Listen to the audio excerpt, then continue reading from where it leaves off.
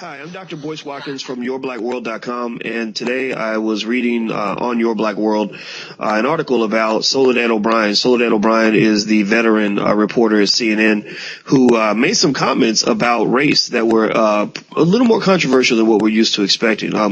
She was speaking at the Harvard Kennedy School of Government, and she says that white people she said she took issue with white people who say that she focuses too much on race. And I'm reading here, and her quote is, first of all, it's only white people who ever said that, and that meaning that shows like Black in America and Latino in America are divisive. She says, if we could just see beyond race, if only people didn't see race, it would be such a better place, and you are responsible for bringing up these icky race issues, Soledad said. So basically Soledad was saying that she gets criticism from white people who say that she focuses too much on race. And she, in turn, being what I consider to be a pretty brave woman, I have a lot of respect for Soledad Obrien. She came back and said, look, you guys don't talk enough about race. And as you know, in Your Black World, we talk about race a lot. And to talk about race, I always love to speak with my homegirl, my partner in crime, Miss Yvette Carnell. How are you doing today, Yvette? Good. How about you? I'm doing good. I'm just so people know, I'm working through some weird audio echo that you got on your end. So I'm just being a little techie engineer on this end, just shutting down stuff and turning stuff on. So if people think I'm acting weird or looking weird, that's why. But we're going to make it do what it do. So Yvette, when you saw what Soledad said and you wrote about it, earlier, what were kind of your thoughts about, first of all, about what she said about white people criticizing her for shows like Black in America? I mean, what do you think when you hear that kind of stuff?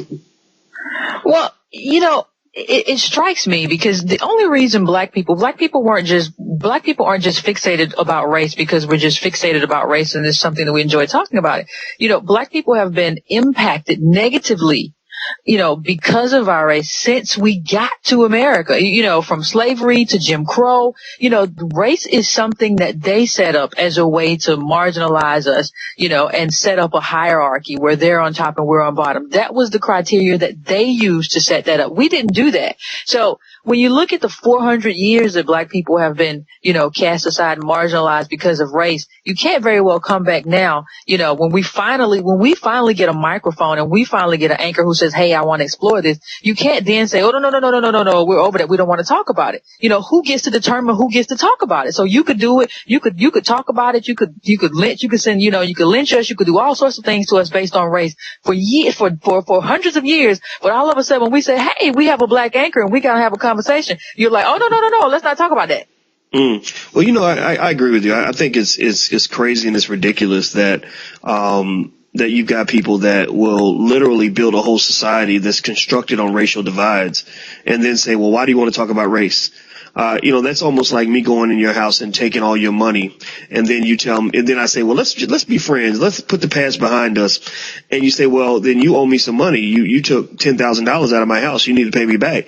And I say, well, why are you always talking about money? Why do you keep bringing up money? It's like, well, because you owe me a debt. You took something from me.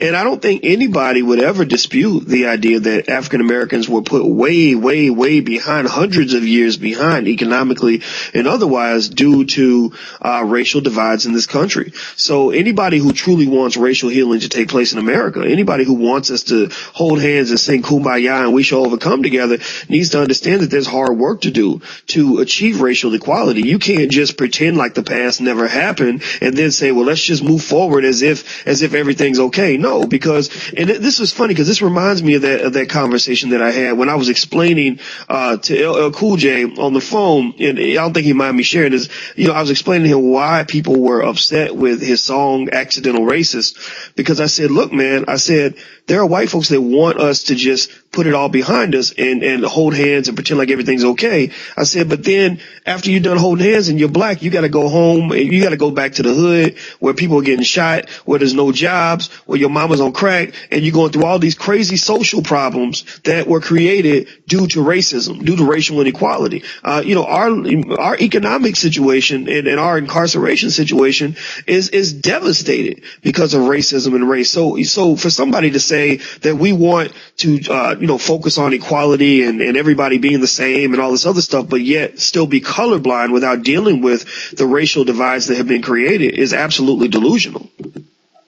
Yeah. Well, I think back to an article we wrote about 2 weeks ago, which talked about the wealth gap between blacks and whites and Hispanics in this country and how far blacks were behind in terms of that wealth gap. And when I think about that, I don't think people think this is because of the recession. But the thing is, if you look back decades ago from Jim Crow, even before Jim Crow, there was always a huge wealth gap. There was always we've always been double white people when a recession hits in terms of unemployment. We've never caught up. And, there's a great book out, called When Affirmative Action Was White, where black people were cut out of the New Deal. Black people were cut out of what ushered immigrants into this country, into the middle class. White immigrants came to this country and passed us because of race, for no other reason because of race. And they were included in the social welfare programs. They were included in the New Deal, and we didn't get into the New Deal until the 50s. So when you think about how race has played a role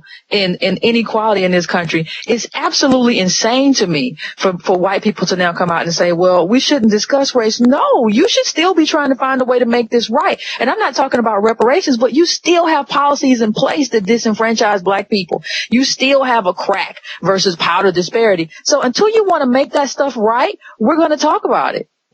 I agree with you. I think that what is kind of really happening in terms of Soledad Obrien and all this other stuff is that, and then you look at what happened with Roland Martin, how he had the whole, issue where his views, his values were not consistent with the white liberal agenda. And they axed him because of that. And again, not that I didn't understand why CNN did it. It's just more or less what it says to me is that there's a power construct in America that we as black people have to just be realistic about. We have to understand that, when you look at CNN is a network that's run by white people. And so if you are moving into somebody else's house, you can't come in that house and expect to move the furniture around too much. That's their house. That's not your house. One of the reasons that I advocate so strongly for the creation of black media, and not just black media, but independent black media. That means not run by big white corporations. That means not run by political parties. I'm talking about independent, where people can speak an honest voice, is because that's what it's going to take in order for us to truly address these issues in a way that's appropriate. This idea of self-sufficiency that we let go of during the civil rights movement, where we began to think that somehow that the white people who've been trained to hate us are suddenly going to love us. We have to reevaluate and grab onto this concept of self-sufficiency. That's what we were talking about in Chicago last month. That's what I'm talking about in my online class that people can check out. It's called New Paradigm. It's on udemy.com, but I'll tell you about that later. The reason that I push on this issue is because we don't understand that these people don't like us, that these people are not, they don't hate us, but they're not going to love us enough to give us something that we should be fighting for ourselves. If you're not strong enough to fight for something that you deserve, then ain't nobody going to give that to you. And in fact, the reality is that life is not fair. I was explaining to a friend of mine who's a brother. He's 6'5", 280 pounds, and he's very intelligent, and he's not a punk. He doesn't bow to anybody. And he said, I can't understand why I have all this education and I keep getting laid off and I don't get promotions. I said, it's because they're intimidated by you. They're threatened by you.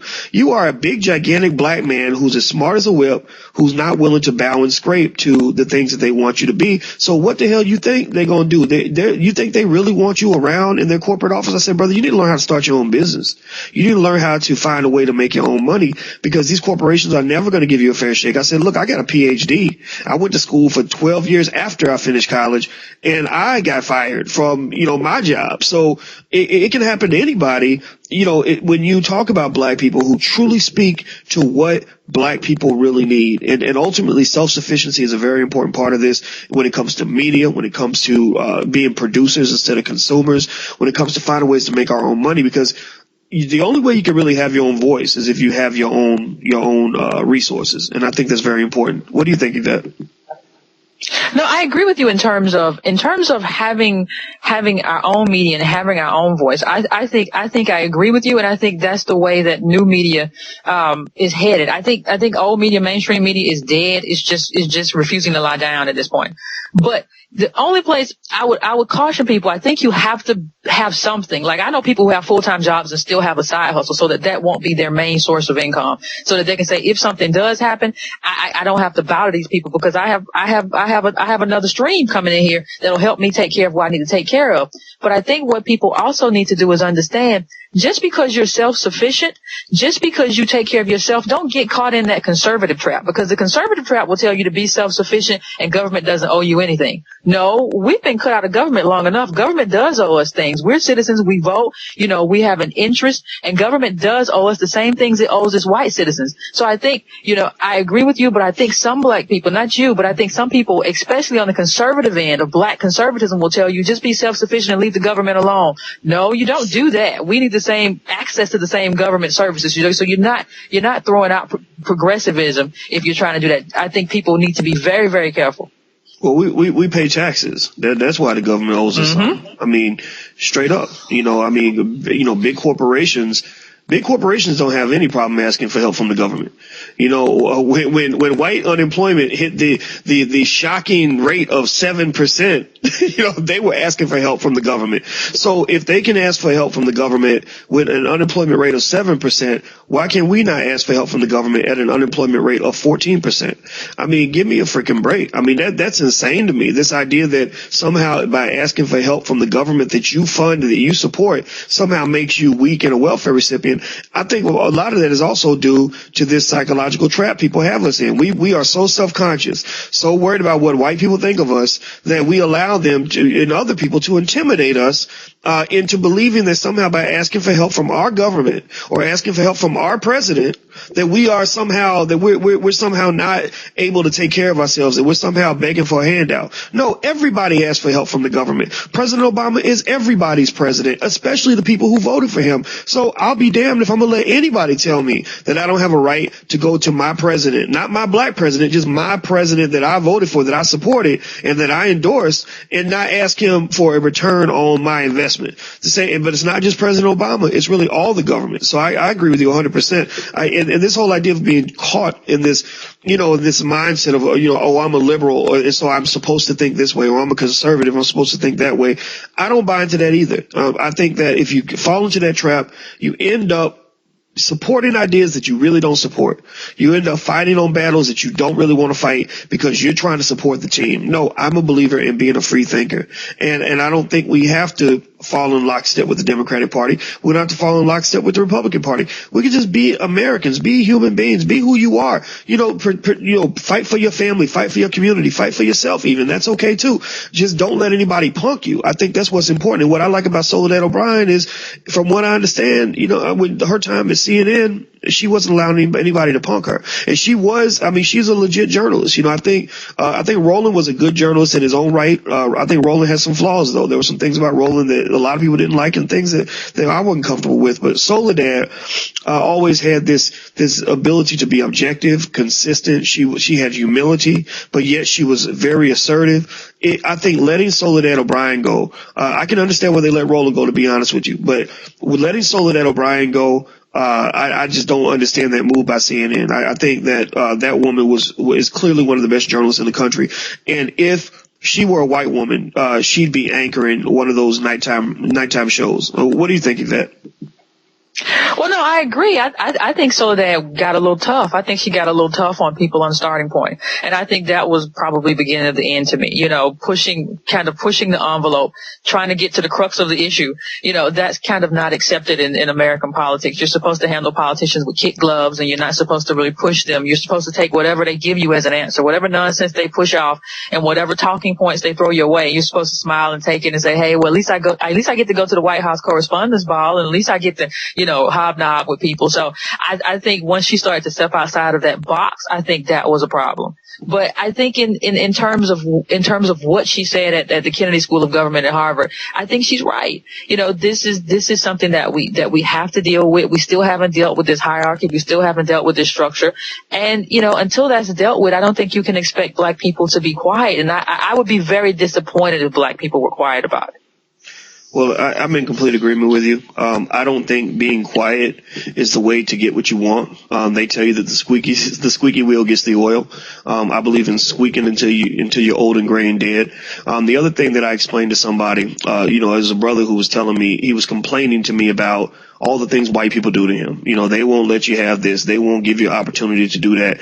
And I said, you know what, brother? I said, the fact is that, number one, we live in a world where ain't nobody really going to give you nothing. I mean, human beings are competing for scarce resources. So you have to go in there willing to fight. And he said, yeah, but when you really do fight and you really stand up for yourself, they don't like that either. They criticize you. They call you an angry black man and all this other stuff. I said, well, why would they not criticize you? I said, if you're in a basketball game and you're down by 10 and you start scoring points and you try to win the game, the other team will never congratulate you or applaud you for trying to score more points than them. I mean, they might shake your hand after the game and give you that respect, but during the game, they're not going to give you anything. They're not going to cheer when you score a point. In fact, they're going to tell you that you cheated. They're going to do everything they can to get into your head, to get you to give them the ball back. And so that ultimately they can walk away as the winner of that game. So ultimately, when you are trying to win a game and you're trying to fight for your team, you're trying to fight for your family, you're trying to fight for the people you love, you need to fight not for people to like you. You need to fight for people to respect you.